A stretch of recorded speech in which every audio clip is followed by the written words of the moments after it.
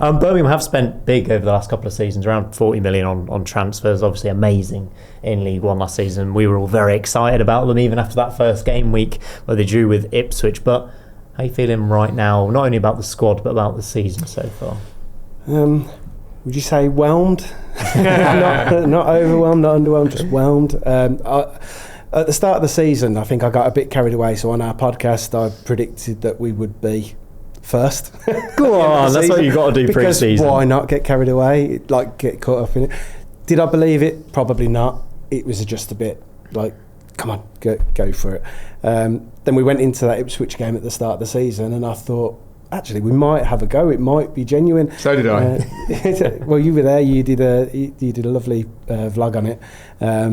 And it was, we came away from that game feeling hard done by a little bit. There was the Kyogo goal that was ruled out softly for me. He hasn't hit the ground running. Unfortunately, he hasn't scored in the league yet, so he's still waiting for that. And I think signings that have come in haven't massively improved us, which is a problem. They haven't fit into the system, or they haven't been selected. And yeah, we're not where anyone wants us to be.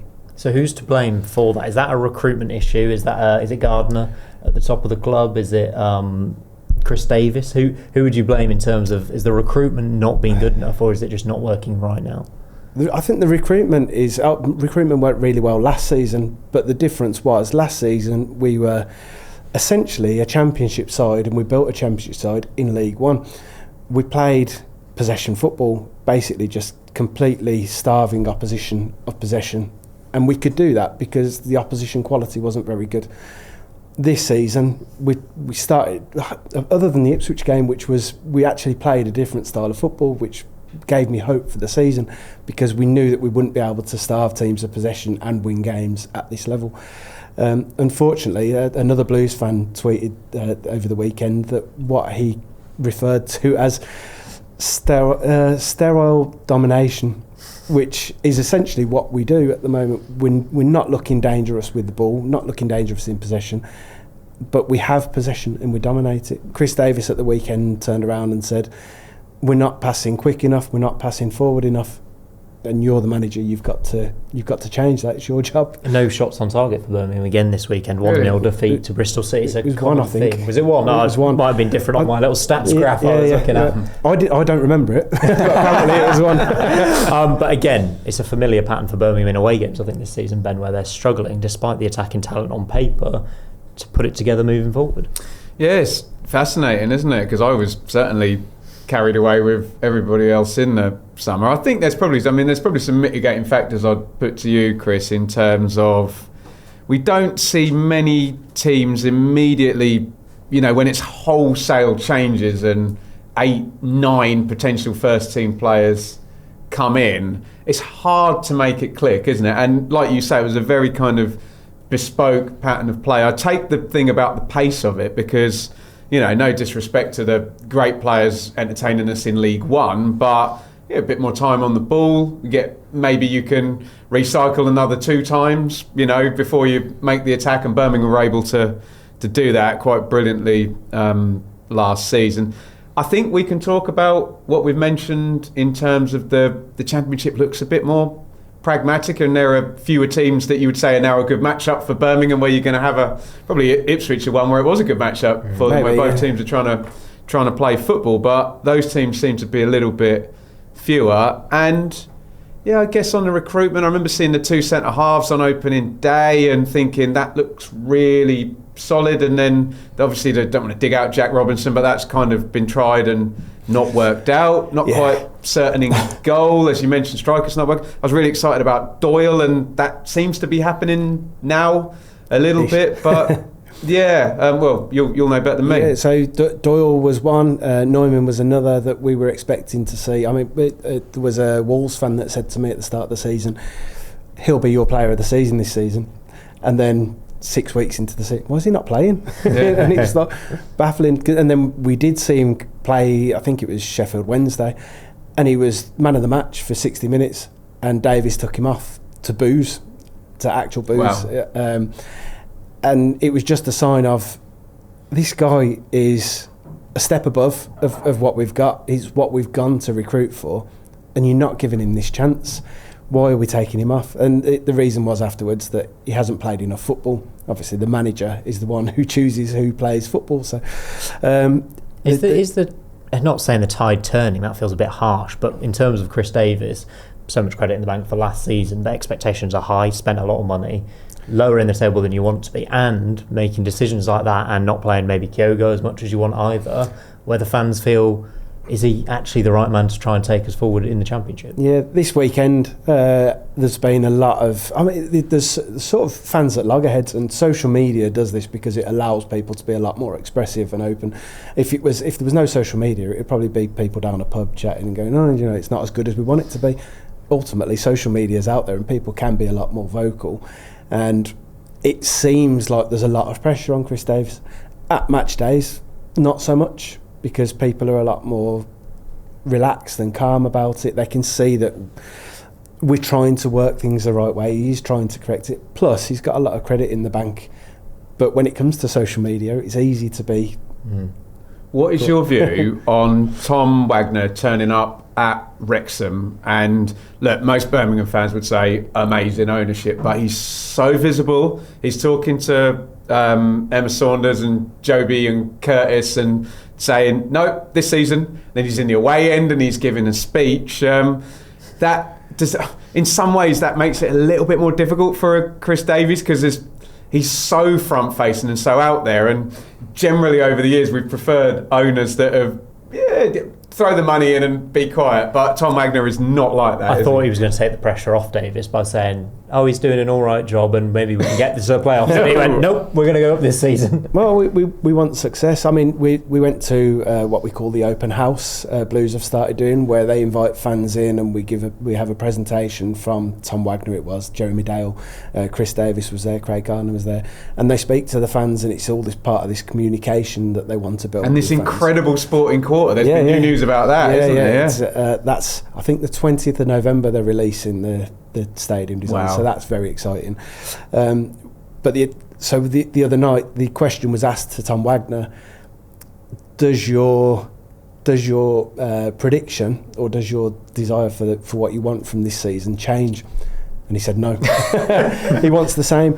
And I'm noticing a pattern here with Mr. Wagner. Yeah. But then he was still very. It was still very much that they're all aligned. It wasn't a pressure on Chris Davies. It was, and Chris Davies himself said that they still. But Knighthead obviously just see the thing. Yeah. Premier League set up, and I'm sure they get on greatly with Chris Davies and are very happy. But they'll not tolerate a manager that doesn't get them towards being a Premier League setup, will they? No. Well, they did talk about at the open house that there is foresight for, okay, if we're not there next season, or if we're not there the next season, the one after that, and that even if we're not promoted, so this was something that Wagner said himself, if we're not promoted by the time the new stadium opens, that we'll then become the highest revenue club in the Championship, regardless of anything else. Is that without taking TV money into account? He thinks they can make more money than parachute teams. More than parachute. Wow. Or maybe not including parachute, maybe. Yeah. But because the whole sports quarter is a hotel, housing, shops. Imagine what the naming rights for the stadium's going to make as well. And that's what he said the other night as well. It goes to the highest bidder. Whoever gives the most money for it. Just completely unapologetic about it. It's what it is, isn't it? He said that this money, this revenue wasn't for Knighthead. This is for the club. Right. And that means that we'll be up there. So they've predicted that if we get promoted, or he said when we get promoted, we will be in the top 6 revenue of clubs in the country, in the Premier League. And that's because of this whole other area that comes into it. It's not just the stadium. There's an arena, there's shops, there's housing, everything goes into the club. And that means that when that happens, we're fully prepared for it. It's very exciting off the pitch, obviously, everything that's going on. I want to bring us back to on the pitch, because it's 11 goals. Sorry, you're getting a bit carried away with your 60,000-seater stadium. I want to talk about Birmingham. 62. 15 points on the board, 11 goals in 12 games. Is promotion realistic this season for you? I mean, we're not out of touch. I suppose it's a Championship, so no one's out of touch until later on in the season anyway. the important thing for us is staying within that distance when you come to the final third of the season. Can I hone in on Simon's question, Chris? Sorry to interrupt. For Birmingham to get promoted, we need one of these 11 wins in 14 games type run. Can they do that? Yes. Yeah, because, I mean, we did it last season, and I know it was a different level, but when things click, but for me, Chris Davis, there's maybe an element of stubbornness in the way that we play, and it comes back to what we were saying earlier about possession for possession's sake and actually being more pragmatic with the ball. If he can do that, if he can open up and sacrifice a little bit of that defensive possession, and I mean, we're not even solid. So with the possession that we have, we're not even solid at the back. If he can be a bit more expansive going forward and we can look a bit more dangerous and we can make teams fear us, then that can happen. We have to get the right formula for it. For me, I think Kyogo not playing has been a big mistake, especially at the weekend. I think it was, if you have Stansfield and Kyogo, you've got a lot of movement up top, and that means that teams need to actively track you, and the movement there, they sit deeper, whereas it's very easy at the moment. Stansfield comes deeper to get the ball. He's playing as a forward. You've then got, we had Peck at the weekend, who's naturally a deeper midfielder, and he had him at the 10 position with 4 10s on the bench. I can see a very, very, very spicy January coming our way in the Championship with Wrexham and Birmingham thinking we need to spend a bit. And possibly an Ipswich or a Southampton panicking a bit. Yeah? 100%. So I can see them going really quite big in January. Sadly, you say that, but so for Birmingham, I think we're probably around about at the limit that we can spend this season because of FFP. Interesting. And we've done, you mentioned it earlier, that we've spent so much over the last 2 transfer window, or last 3, sorry, over the last 2 seasons, that we were maybe expecting it to be easier to offload players in the summer, which didn't happen. So we've now got players that are on bigger wages still sat there. So that's swallowing it up. So the Robinson signing that you mentioned, I feel like that was a bit of a desperation. We need a left-footed centre-back, go and get whoever we can. And it wasn't up there with what we needed. Very interesting point, actually, that's made. I want to come to your next 4 fixtures, actually, because you've got 3 home games in there. Portsmouth at home, Millwall at home, Borough away, tricky one, and then Norwich at home straight after the international break. How many points from those would be successful, and how many does Chris Davis need to stay in post as such? I'm probably going to completely shoot myself in the foot here, and I'm going to say I don't think that the next 4 games changes it for him. I think he's done enough to get the season. Could be completely wrong, because you never know what so this open house that they had the other night, the ownership said, like, we're all on the same page, full backing, and it wasn't like a vote of confidence that you get, the old Football Manager thing where it's like, oh no, it's a dreaded vote of confidence. It seemed real. So I can see that he's got the season regardless, unless we go into real trouble, which we're not in. Like we say, it's the Championship, anything can happen. You win 2 games and you shoot at the table. For me, the Millwall one is the tricky one of those games. The Borough one, we never win at Borough. So that's probably the one that will win. The Millwall game, I think, because of the form that they're in, that's a difficult one, especially at home. Our fans are feeling the football a little bit. It's not, the atmosphere isn't as spicy as it has been. But over the next 2 games, we need it to be, because we need to make it intimidating. So fingers crossed we can support them, but we need to see attacking football, I think. Okay, 1 word answer only. Do Birmingham finish in the top 6? Yes. Ben? Can 1 word be I don't think so right now, but that could possibly change? That's what I was thinking. I think you do. I think if we can, like I say, if we can hit that formula and we can get it right, and I hope that Chris Davis does, because I believe that he is the guy to take us forward, a young manager who's got a lot of potential.